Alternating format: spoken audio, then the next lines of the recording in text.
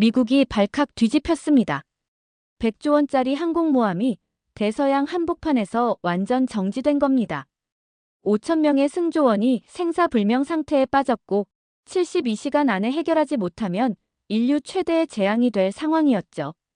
미국이 절망적으로 구조 요청을 했지만 영국은 불가능하다며 거절했어요. 프랑스도 해결할 수 없다고 포기했죠. 독일마저 기술적 한계를 이유로 등을 돌렸어요. 70년 동맹국들이 모두 외면한 바로 그 순간 한국만이 나섰습니다. 한국에 무슨 기술이 있다고? 전 세계가 비웃었습니다. 하지만 그들은 몰랐습니다. 한국이 가진 건 그들이 상상도 못할 무언가였다는 걸.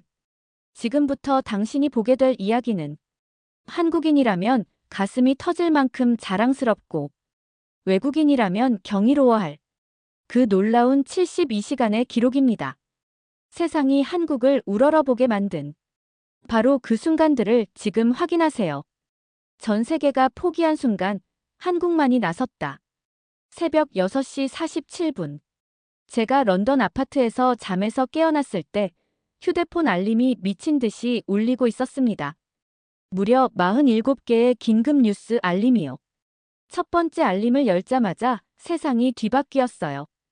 대서양 한복판에서 미국 최신형 항공모함 USS 리버티호 완전 정지. 5천 명 승조원 생명 위험. 손이 떨렸습니다. 세계 최강 미국의 자랑인 항공모함이 바다 한복판에서 죽은 듯 떠있다니요. 이건 단순한 고장이 아니었어요. 뭔가 엄청난 일이 벌어진 거였습니다. 급하게 BBC를 틀었어요. 아나운서의 목소리가 떨리고 있었습니다. 엔진, 냉각 시스템, 통신 장비가 동시에 마비되었으며 현재 항공모함은 표류 상태입니다. 전력 공급이 중단되면서 5천 명의 승조원들이 극한의 위험에 처했습니다. 제 가슴이 두근거렸어요. 항공모함은 그냥 큰 배가 아니에요. 바다 위의 거대한 도시죠. 냉각이 안 되면 전자장비들이 과열로 폭발하고 최악의 경우 원자로까지 위험해질 수 있어요. 그런데 진짜 충격은 다음 뉴스였습니다. 미국이 긴급히 NATO 동맹국들에게 구조 요청을 했지만 아나운서가 잠시 멈췄어요.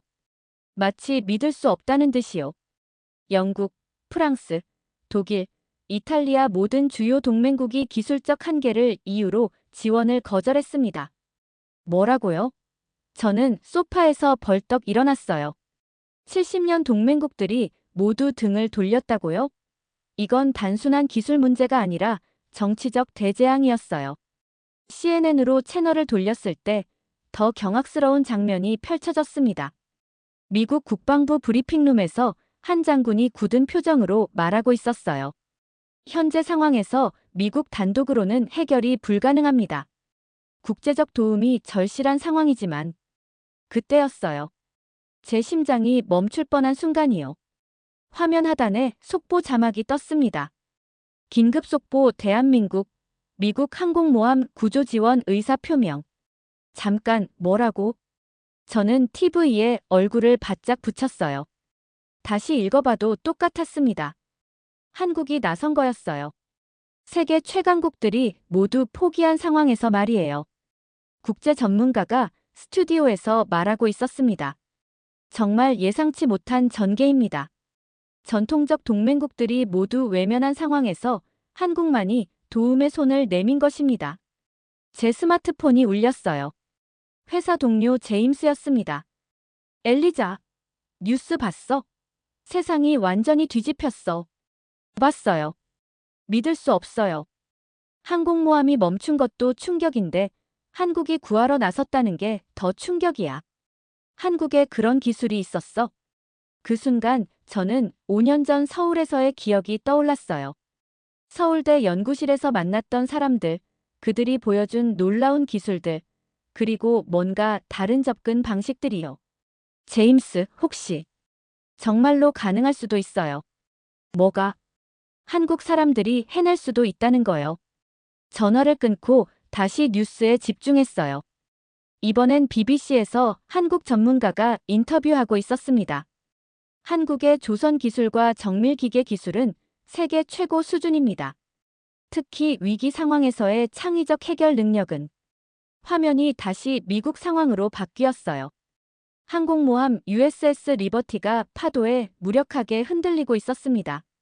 세계 최강의 상징이 이렇게 초라해 보일 줄이야. 그런데 이상했어요. 다른 사람들은 절망적이라고 하는데 저는 왜인지 희망이 느껴졌어요. 한국이 나섰으니까요. 5년 전 그들에게서 봤던 무언가, 포기를 모르는 정신 때문이었을까요? 뉴스 속보가 또 떴습니다. 한국 기술진 미국 항공모함 구조 위에 긴급 출동. 전 세계가 지켜보는 가운데 작은 나라 한국이 세계 최강국을 구하러 나선 거였어요. 이보다 극적인 장면이 또 있을까요? 그때는 몰랐습니다. 이 사건이 제 인생을 완전히 바꿔놓을 거라는 걸. 그리고 제가 한국에서 배운 것들이 세상을 놀라게 할 거라는 것도 말이에요. 그때 저는 한국에서 기술이 아닌 마법을 배웠습니다. 제 이름은 엘리자 스톤, 35세입니다. 영국이 자랑하는 항공기 전자설계 전문가죠. 하지만 진짜 저를 만든 건 런던의 차가운 실험실이 아니라 서울의 뜨거운 연구실이었어요. 2020년, 저는 오만했습니다. 영국 최고 대학을 나와 최첨단 기술을 다룬다고 자부했죠. 서울대 교환연구원도 이력서를 좀 더 국제적으로 만들어보자는 가벼운 마음이었어요. 아시아 기술? 뭐 얼마나 대단하겠어. 그런 제가 인천공항에 내렸을 때 첫 번째 충격을 받았습니다. 공항부터가 예술 작품이었어요. 하지만 진짜 충격은 서울대 연구실에서 기다리고 있었죠. 연구실 문을 열자마자 벽에 걸린 액자가 눈에 들어왔어요. 기술은 사람을 위한 것이다. 저게 무슨 뜻이죠? 옆에 있던 김 박사가 미소를 지으며 대답했습니다. 여기서는 컴퓨터보다 사람을 믿어요. 데이터보다 감각을 중시하죠. 감각이요? 21세기예요? 바로 그래서 한국 기술이 특별한 거예요. 처음엔 이해할 수 없었어요. 영국에서는 모든 게 수치와 그래프로 증명되어야 했거든요. 하지만 며칠 지나지 않아 저는 완전히 다른 세계를 보게 되었습니다. 첫 번째 마법 이종혁 중령의 특강이었어요. 여러분, 이 엔진 소리를 들어보세요. 20년간 한국 해군에서 함정을 정비했던 이종혁 중령이 녹음기를 켰습니다. 저에게는 그냥 기계 소음이었어요. 중령님이 눈을 감고 집중했습니다. 0.03초 간격으로 미세한 불규칙이 있네요. 냉각 펌프 베어링 교체 시기입니다. 어떻게 그걸 알 수 있죠? 20년간 기계와 대화해왔으니까요. 나중에 확인해보니 정확했어요. 충격이었습니다. 영국에서는 수십만 원짜리 진단 장비로도 못 찾는 걸 귀로 찾아낸 거예요. 두 번째 마법 손끝으로 느끼는 진동 진단법이었어요. 데이터는 과거를 말해주지만 진동은 현재를 말해줍니다. 중령님이 제 손을 엔진에 갖다 댔어요. 처음엔 그냥 떨림이었죠. 하지만 계속 하다 보니 미묘한 차이들이 느껴지기 시작했어요.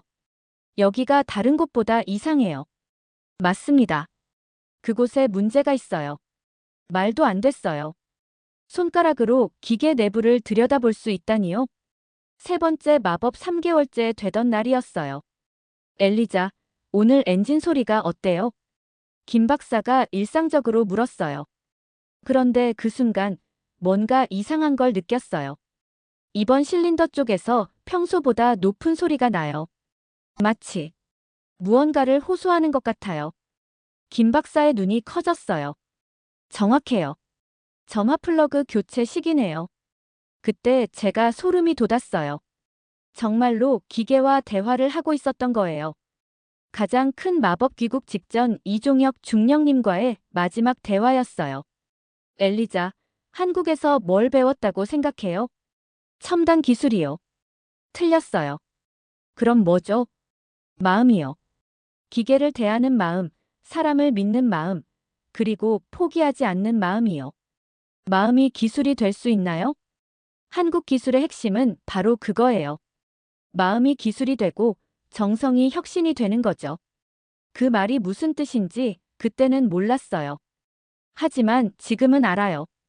한국에서 배운 건 단순한 기술이 아니라 철학이었어요.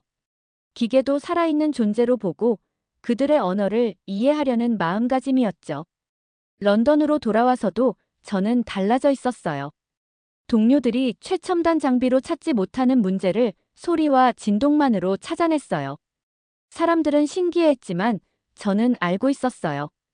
이건 마법이 아니라 한국이 제게 준 선물이라는 걸요. 지금 항공모함 사태를 보면서 확신했어요. 한국 사람들이라면 해낼 수 있을 거라고. 왜냐하면 그들은 불가능을 가능으로 만드는 마음을 가지고 있으니까요. 그 순간 운명이 저를 부르고 있었습니다. 항모 사태 발생 14시간 후 제 인생이 180도 바뀌는 전화가 걸려왔어요. 드르르르르. 평생 들어본 적 없는 특수한 벨소리였어요. 화면에 뜬 번호는 미국 국제 번호였습니다. 엘리자 스톤 씨 맞습니까? 차가우면서도 절박한 남성 목소리였어요. 네, 맞습니다. 미국 국방부 긴급 대응팀의 라이언 콜린스 대령입니다. 지금 펜타곤에서 전화드리고 있습니다. 제 심장이 빨라지기 시작했어요. 왜 미국 국방부에서 저에게 전화를 했을까요? 저희가 긴급 기술 지원팀을 구성하고 있습니다. 각국의 전문가들을 소집하는 중이에요. 저요? 네. 당신이 한국 기술에 경험이 있다고 들었습니다. 그리고 현재 상황에서는 그런 경험이 필요해 보입니다. 저는 잠시 말을 잃었어요. 한국 기술에 밝다고요? 누가 그런 정보를 제공했을까요? 죄송하지만 누가 제 정보를 서울대학교에서 추천받았습니다. 이종혁 중령님이 직접 연락을 주셨어요. 이종혁 중령님이요? 제 가슴이 뭉클해졌어요. 5년이 지난 지금도 중령님이 저를 기억해 주시다니. 상황이 매우 심각합니다. 스톤 씨. 항공모함의 냉각 시스템이 완전히 마비되었고 기존 방식으로는 해결이 안 되고 있어요. 그런데 왜 하필 저를? 솔직히 말하면 저희도 막막한 상황입니다. 모든 표준 절차를 시도해봤지만 소용없었어요. 이제 다른 접근법이 필요해 보입니다. 콜린스 대령의 목소리에서 절박함이 느껴졌어요.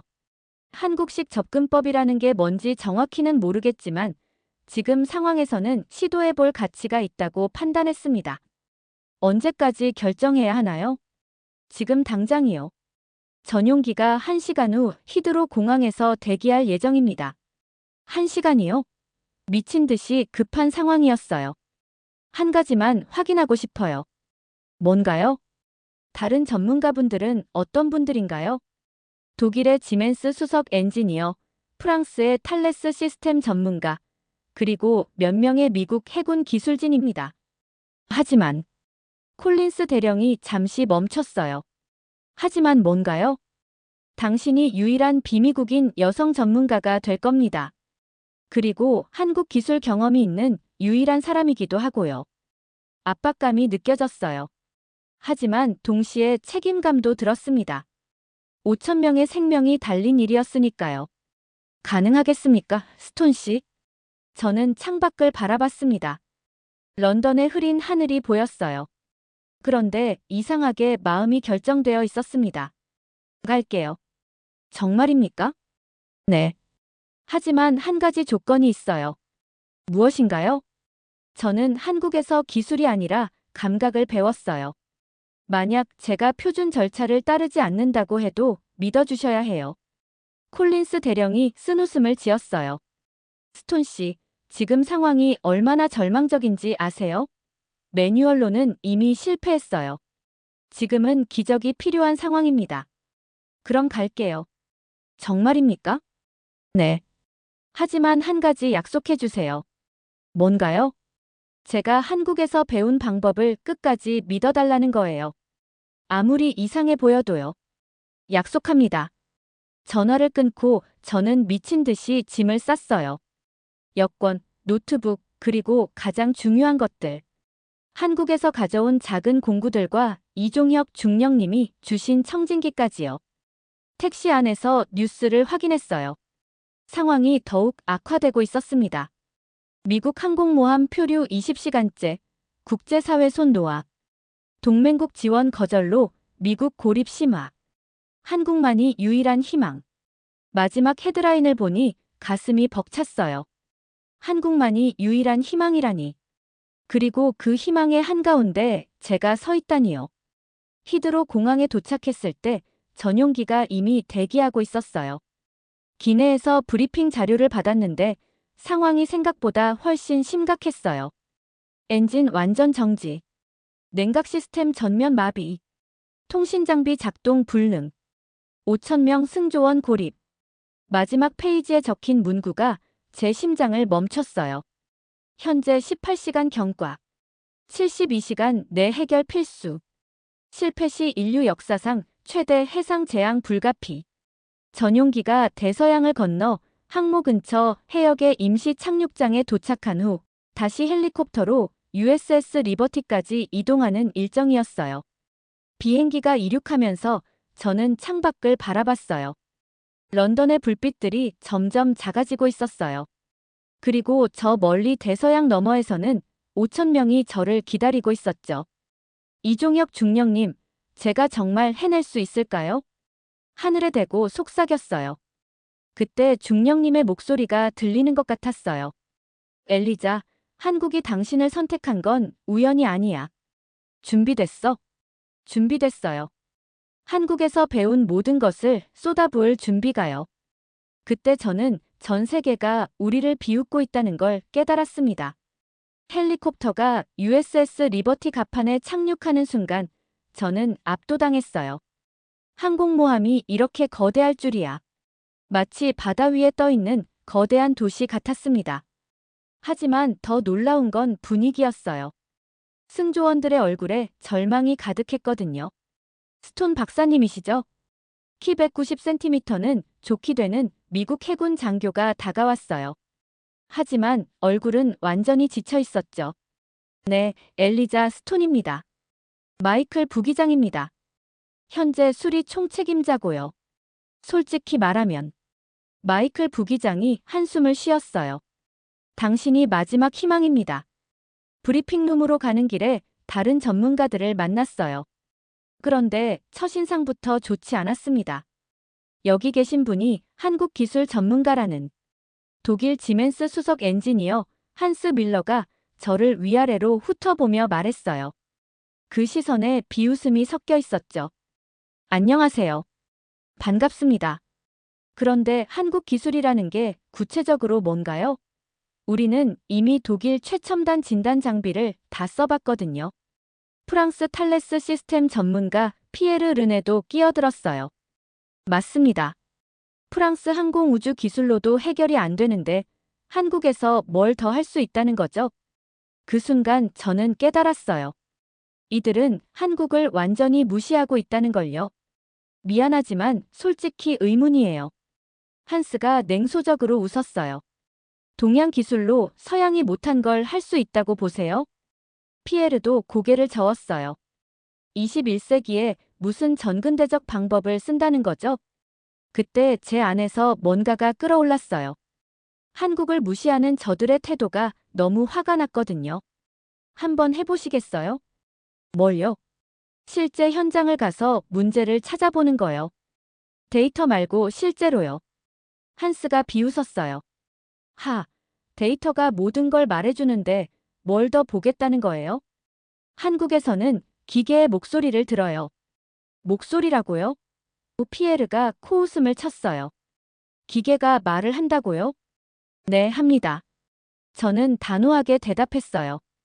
그럼 증명해보세요. 마이클 부기장이 끼어들었어요. 어차피 다른 방법은 다 막혔으니까요. 냉각 시스템이 있는 기관실로 내려갔어요. 저는 먼저 이종혁 중령님이 가르쳐준 대로 눈을 감고 귀를 기울였습니다. 웅웅거리는 소리, 윙윙거리는 소리, 딸깍거리는 소리. 하지만 뭔가 이상했어요. 잠깐만요. 저는 더 집중했어요. 그리고 들렸어요.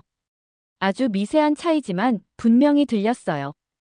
여기 이 파이프에서 나는 소리가 이상해요. 뭐가 이상하다는 거죠? 한스가 의심스러운 표정으로 물었어요. 평소보다 0.2초 늦게 울려요. 그리고 진동 패턴도 불규칙하고요. 저는 손을 파이프에 갖다 댔어요. 이종혁 중령님이 가르쳐준 진동 감지법이었죠. 여기 막힌 게 있어요. 아주 작은 이물질이지만 전체 유량을 방해하고 있는 것 같네요. 피에르가 코웃음을 쳤어요. 손으로 어떻게 그런 걸 알 수 있다는 거죠? 하지만 마이클 부기장이 급하게 도구를 가져와서 분해해봤어요. 그리고 깜짝 놀랐습니다. 정말이네요. 여기 작은 금속 조각이 끼어 있어요. 한스와 피에르의 얼굴이 굳어졌어요. 그들이 며칠 동안 최첨단 장비로 찾지 못한 걸 제가 5분 만에 찾아낸 거였어요. 어떻게? 이게 가능한 거죠? 한스가 믿을 수 없다는 표정으로 물었어요. 한국에서는 기계도 살아있는 존재로 봐요. 아프면 신호를 보내거든요. 신호라고요? 네. 소리, 진동, 온도 변화. 모든 게 메시지예요. 피에르도 이제는 진지해졌어요. 정말 놀랍네요. 우리 장비로는 전혀 감지되지 않았는데. 장비는 데이터를 주지만 감각은 진실을 줘요. 하지만 이물질을 제거한 것만으로는 충분하지 않았어요. 시스템이 여전히 불안정했거든요. 뭔가 더 큰 문제가 있는 것 같아요. 저는 더 깊이 들어가 보기로 했어요. 그리고 그때 정말 충격적인 걸 발견했습니다. 그때 저는 한국의 장인 정신이 범죄자까지 잡을 수 있다는 걸 깨달았습니다. 이물질을 제거한 후에도 냉각 시스템은 정상으로 돌아오지 않았어요. 뭔가 더 교묘한 함정이 숨어 있었습니다. 유량이 여전히 35% 부족해요. 마이클 부기장이 걱정스러운 표정으로 모니터를 보며 말했어요. 막힌 건 다 뚫었는데 왜 이럴까요? 저는 다시 한국에서 배운 방식으로 전체 시스템을 관찰하기 시작했어요. 이번엔 더 세밀하게, 마치 범죄 현장을 조사하는 탐정처럼요. 잠깐만요. 제 시선이 한 곳에 멈췄어요. 이 배선이 이상해요. 어디가요? 여기 봐요. 이 파란색 선이 원래는 어구역으로 가야 하는데 B구역으로 연결되어 있어요. 피에르가 급하게 도면을 펼쳤어요. 정말이네요. 이게 언제 바뀐 거죠? 그리고 더 이상한 건 저는 냉각 시스템 제어 모듈을 자세히 살펴봤어요. 이종혁 중령님이 가르쳐준 흔적 읽기를 사용해서요. 이 나사들을 보세요. 나사가 어쨌다는 거죠? 최근에 누군가가 분해했다가 다시 조립한 흔적이 있어요. 그런데 저는 나사홈을 더 자세히 관찰했어요. 이 나사를 조인 사람은 왼손잡이예요. 어떻게 그걸 알 수 있죠? 한스가 놀라며 물었어요. 나사를 조이는 방향과 힘의 분배를 보면 알 수 있어요. 오른손잡이는 시계 방향으로 힘을 주지만 왼손잡이는 반시계 방향으로 먼저 확인하고 조이거든요. 마이클 부기장의 얼굴이 심각해졌어요. 혹시 의도적인 조작이라는 말씀인가요? 가능성이 높아요. 그리고 이건 아마추어가 한 게 아니에요. 저는 더 자세히 관찰했어요. 이 작업은 최소 3시간 이상 걸렸을 거고 상당한 숙련도를 가진 사람이 했어요. 15년 이상 경력은 되는 것 같네요. 어떻게 그것까지 알 수 있죠? 한국에서는 장인들의 손길을 분석하는 방법을 배워요. 같은 사람이 작업하면 항상 비슷한 패턴이 남거든요. 그때 마이클 부기장이 무전기를 들었어요. 보안팀, 즉시 기관실로 와주세요. FBI 수사관도 연락하세요. 30분 후 FBI 수사관 제시카 헌트가 도착했어요. 40대 중반의 차분하면서도 날카로운 인상이었죠. 상황을 설명해 주시겠어요? 저는 제가 발견한 모든 것들을 자세히 설명했어요. 배선 조작, 부품 교체, 그리고 작업자의 특성까지도요. 정말 흥미롭네요. 한국식 분석법이라고 하셨죠? 네. 한국에서는 기계뿐만 아니라 사람의 작업 패턴까지 읽을 수 있어요. 제시카 헌트가 감탄하며 고개를 끄덕였어요. 그럼 용의자 범위를 크게 좁힐 수 있겠네요. 왼손잡이이면서 이 시스템에 접근할 수 있는 15년 이상 경력자. 맞아요. 그리고 한 가지 더 있어요. 저는 조작된 부분을 다시 살펴봤어요. 나사의 산화 정도를 보면 대략 일주일 전에 작업한 것 같아요. 제시카 헌트가 즉시 무전기로 연락했어요. 일주일 전 야간 근무자 명단을 확인해 주세요. 왼손잡이인 15년 이상 경력 기술자 위주로요. 결과는 놀랍도록 빨리 나왔어요. 브라운 대령이 가장 의심스럽습니다. 정확히 15년 경력이고 왼손잡이이며 일주일 전 야간 근무를 했네요.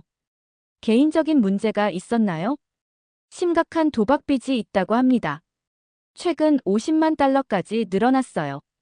모든 퍼즐이 맞춰지기 시작했어요. 즉시 브라운 대령을 찾아보세요. 하지만 브라운 대령은 이미 사라진 후였어요. 숙소는 비어 있었고 개인 물품들도 모두 사라졌습니다. 도망갔네요. 제시카 헌트가 안타까워했어요. 하지만 중요한 건 이제 무엇을 고쳐야 할지 안다는 거예요. 저는 조작된 부분들을 하나씩 원래대로 되돌리기 시작했어요. 배선을 정상 위치로 옮기고 제어 모듈도 올바른 설정으로 되돌렸죠. 그런데 작업하면서 더 놀라운 걸 발견했어요. 이 사람 정말 치밀하네요. 뭐가요? 엔진 시스템과 통신 모듈까지 건드렸어요. 모든 게 연결되어 있도록 만들어놨네요. 연결되어 있다고요? 네. 하나를 고치면 다른 게 망가지도록 설계해놨어요. 정말 악랄한 방법이에요. 하지만 저는 미소를 지었어요. 다행히 한국에서 이런 연결된 시스템을 다루는 법을 배웠거든요. 그때 제시카 헌트가 무전기로 보고를 받았어요. 브라운 대령을 찾았습니다. 3층 통신실에 숨어 있네요. 좋아요. 이제 진짜 이야기를 들어볼 시간이네요. 한국식 분석법으로 범인을 찾아낸 순간 저는 가슴이 뿌듯했어요. 한국에서 배운 건 단순한 기술이 아니라 진실을 찾아내는 지혜였던 거예요. 그 순간 저는 한국의 정직함이 세상의 거짓을 밝혀낸다는 걸 깨달았습니다. 브라운 대령을 찾는 건 어렵지 않았어요. 제시카 헌트의 수사팀이 CCTV를 분석해서 그의 동선을 완전히 추적했거든요. 3층 통신실 시구역에 숨어 있습니다. 제시카가 무전기로 보고했어요. 15분 전까지 헬리콥터 스케줄을 조작하려고 시도했네요. 도망치려던 것 같습니다. 우리는 조심스럽게 통신실로 향했어요. 무장한 보안 요원들이 앞서고 저와 제시카가 뒤따랐죠. 브라운 대령. 제시카가 문 앞에서 외쳤어요. 나와주세요. 더 이상 숨을 곳은 없습니다. 침묵이 흘렀어요. 그리고 잠시 후 문이 천천히 열렸습니다. 나타난 건 50대 중반에 지쳐 보이는 남자였어요. 한때는 자부심 넘치는 군인이었을 텐데 지금은 완전히 무너진 모습이었죠. 어떻게 알았습니까? 브라운 대령의 목소리는 체념에 차 있었어요. 저는 한 걸음 앞으로 나갔어요. 한국식 분석법으로 당신의 작업 흔적을 모두 읽어냈어요. 한국식이라고요? 네. 나사를 조이는 방식, 배선을 다루는 패턴, 작업 시간, 심지어 당신의 습관까지 모든 게 드러났어요. 브라운 대령이 허탈하게 웃었어요. 15년간 완벽하게 일해왔는데 한국 기술자 하나에게 들켰다니. 왜 그랬습니까? 제시카가 차분하게 물었어요. 브라운 대령이 고개를 숙였어요. 돈이 필요했습니다. 도박빚이 50만 달러였어요. 아내도 모르는 상황에서 가족들을 지켜야 했거든요. 누가 사주했나요? 중국 정보 요원이었습니다. 그 순간 모든 사람들이 긴장했어요. 그들은 직접적인 정보 유출을 원한 게 아니었어요. 너무 위험하니까요. 그럼 뭘 원했죠? 고장을 내서 외국 기술진들이 와서 수리하는 과정을 원했어요. 그 과정에서 내부 구조와 시스템을 촬영하고 복사할 계획이었죠. 정말 교묘한 계획이었어요. 하지만 한 가지 예상하지 못한 게 있었죠. 그런데 한국 기술자가 와서 이렇게 빨리 문제를 찾을 줄은 몰랐어요. 브라운 대령이 저를 바라봤어요. 도대체 어떻게 그런 미세한 흔적까지 읽어낼 수 있습니까? 한국에서는 모든 일에 정성을 들여요.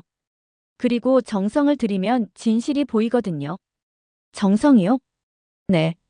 한국의 장인들이 가르쳐 준 건 기술 이전의 정직이었어요. 거짓은 반드시 흔적을 남기기 때문이죠. 브라운 대령의 얼굴에 후회가 스쳤어요. 당신들의 기술은 정말 경이롭네요. 기계뿐만 아니라 사람의 마음까지 읽는군요. 제시카가 브라운 대령에게 수갑을 채웠어요. 당신이 조작한 다른 부분들도 모두 말해주세요. 엔진 제어 시스템의 연료 분사 타이밍을 0.2초 지연시켰습니다. 그리고 통신 모듈의 주파수 대역도 3.7MHz 조정했고요. 더 있나요? 그게 전부입니다. 하지만 모든 게 연결되어 있어요. 하나를 고치면 다른 게 망가지도록 설계했거든요. 정말 악랄한 계획이었어요. 하지만 저는 이미 해결책을 알고 있었어요. 브라운 대령이 끌려가면서 마지막으로 말했어요. 한국 기술이 이렇게 대단한 줄 몰랐습니다. 당신들은 기계를 고치는 게 아니라 진실을 찾아내는군요. 한국에서 배운 가장 중요한 건 정직이었어요. 거짓은 아무리 교묘해도 언젠가는 드러나거든요. 사건이 해결된 후 마이클 부기장이 감탄하며 말했어요. 정말 놀라워요. 우리 미국 최고 기술진과 FBI가 며칠 걸릴 일을 몇 시간 만에. 한국에서 배운 건 기술이 아니라 관찰하는 방법이에요. 모든 것에는 이야기가 있거든요. 한스와 피에르도 완전히 태도가 바뀌었어요. 처음엔 정말 죄송했어요. 한국 기술의 깊이를 전혀 몰랐네요. 이제 알겠어요. 이건 단순한 기술이 아니라 철학이네요. 제시카 헌트도 다가와서 말했어요. 엘리자, 당신 덕분에 국제적 음모를 막았어요. FBI에서도 한국식 분석법을 정식으로 연구하고 싶어 할 것 같네요. 과찬이에요. 하지만 마음속으로는 정말 뿌듯했어요. 이종혁 중령님이 가르쳐 주신 것들이 이렇게 큰 의미를 갖게 될 줄은 몰랐거든요. 이제 진짜 시간과의 싸움이 시작되었습니다. 브라운 대령의 모든 조작을 되돌리고 시스템을 정상화해야 했어요. 그런데 이건 일반적인 방법으론 불가능했어요. 모든 게 연결되어 있거든요. 순서를 틀리면 다른 부분이 망가져요. 그럼 어떻게 하죠? 저는 미소를 지었어요. 한국식으로 해야죠. 하나씩 고치는 게 아니라 전체를 동시에 살려내는 거예요.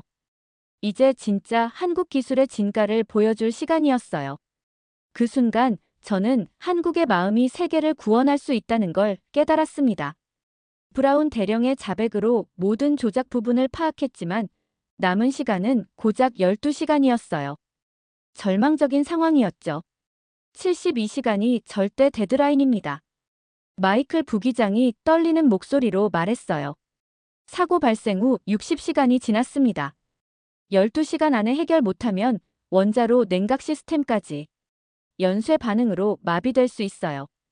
그러면 체르노빌보다 더 큰 재앙이 되겠네요. 한스가 절망적으로 말했어요. 하지만 저는 이상하게 차분했어요. 오히려 가슴이 뛰고 있었거든요. 할 수 있어요. 뭐라고요? 한국 방식으로 하면 가능해요. 무슨 뜻이죠?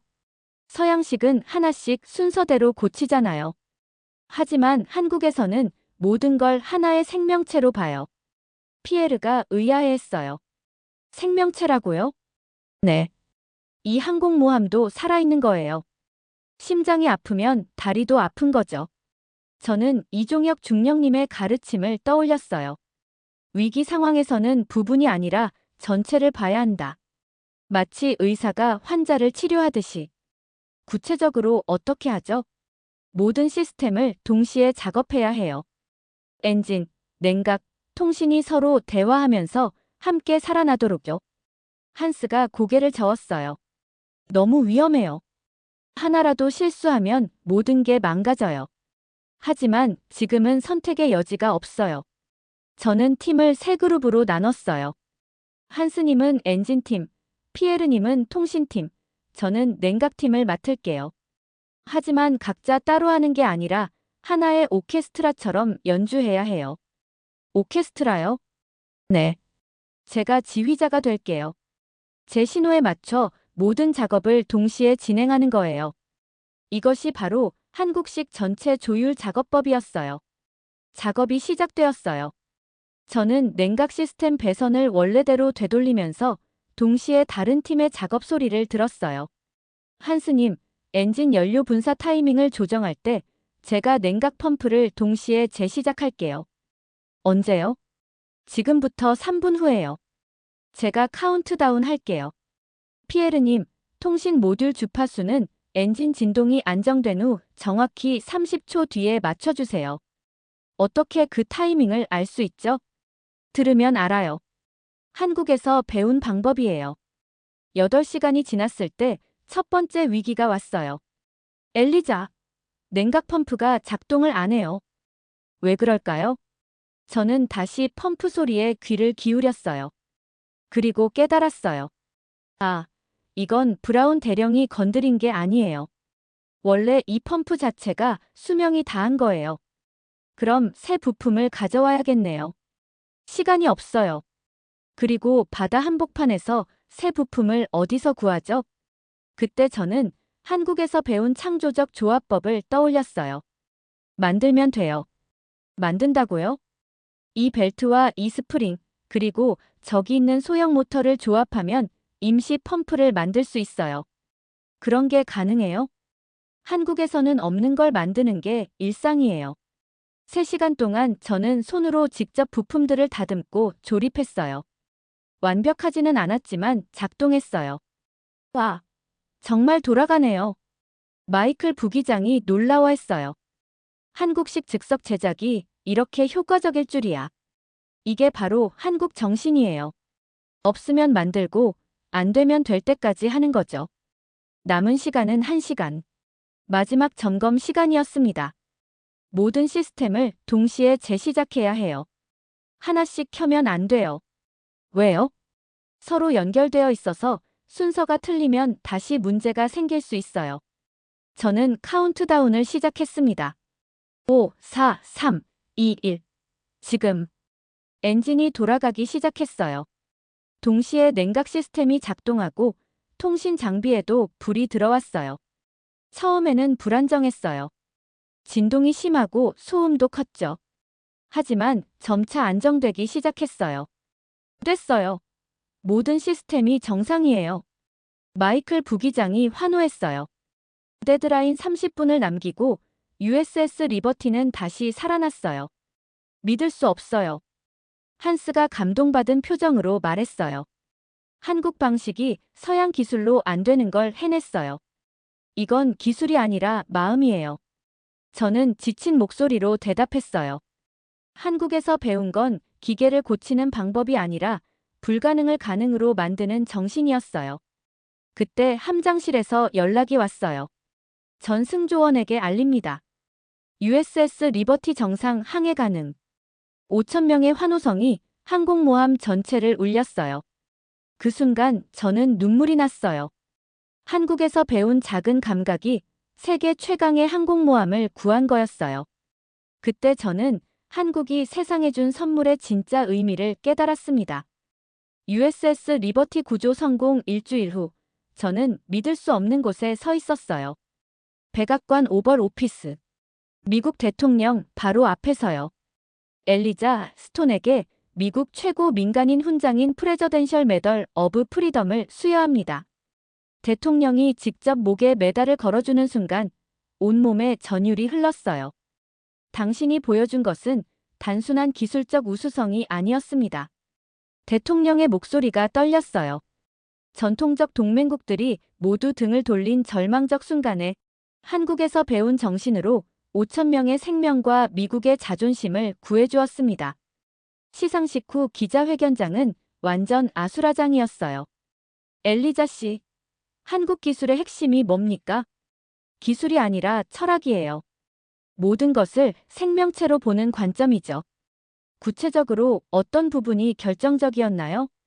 한국에서는 데이터보다 감각을, 매뉴얼보다 직감을 믿어요. 그리고 무엇보다 포기하지 않는 마음이죠. CNN 기자가 날카롭게 질문했어요. 이번 사건으로 한국에 대한 세계의 인식이 바뀔 것 같은데요. 이미 바뀌고 있어요. 미국 해군에서 한국식 진단법을 공식 도입하기로 했거든요. 정말이었어요. 어제 마이클 부기장으로부터 연락이 온 게 바로 그거였죠. BBC 기자도 흥미롭게 물었어요. 한국 기술이 서양 기술과 가장 다른 점은 뭔가요? 서양은 기계를 정복의 대상으로 보지만 한국은 대화의 상대로 봐요. 그래서 기계의 마음을 읽을 수 있는 거예요. 기자회견이 끝나고 저는 곧바로 서울행 비행기에 올랐어요. 5년 만의 귀향이었죠. 인천공항에 내렸을 때 예상치 못한 환영이 기다리고 있었어요. 엘리자, 여기 봐. 이종혁 중령님이 손을 흔들고 계셨어요. 5년의 세월이 흘렀지만 여전히 든든한 모습이셨죠. 중령님, 저는 달려가서 깊게 인사를 드렸어요. 정말 자랑스럽다. 전 세계가 포기한 걸 우리 방식으로 해내다니. 중령님이 추천해주신 덕분이에요. 아니야. 내가 진짜로 배웠으니까 가능했던 거지. 공항 밖에는 수백 명의 기자들과 시민들이 몰려 있었어요. 한국이 낳은 세계의 영웅. K-테크놀로지의 진짜 파워. 서양이 무릎 꿇은 동양의 지혜. 신문 헤드라인들이 보였어요. 과하다는 생각도 들었지만 한편으로는 뿌듯했어요. 서울대로 향하는 길에 이종혁 중령님이 말씀하셨어요. 요즘 전 세계에서 문의가 쏟아진다더라. 한국식 기술 교육받고 싶다고. 정말요? 그래. 내가 증명했으니까. 진짜 기술은 마음에서 나온다는 걸 말이야. 서울대 연구실에 도착했을 때 김 박사님을 비롯한 모든 분들이 기다리고 있었어요. 엘리자, 우리의 자랑이야. 미국 항공모함을 구하다니 꿈만 같아. 하지만 가장 감동적이었던 건 연구실 벽에 새로 걸린 액자였어요.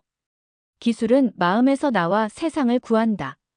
예전 액자 옆에 새로 추가된 거였어요. 김 박사님, 이건 언제 만드신 거예요? 너를 기다리면서 만들었지. 내가 보여준 게 바로 이거니까. 저녁에 이종혁 중령님과 단둘이 한강을 걸었어요. 중령님, 궁금한 게 있어요. 뭔데? 왜 저를 추천하신 거예요?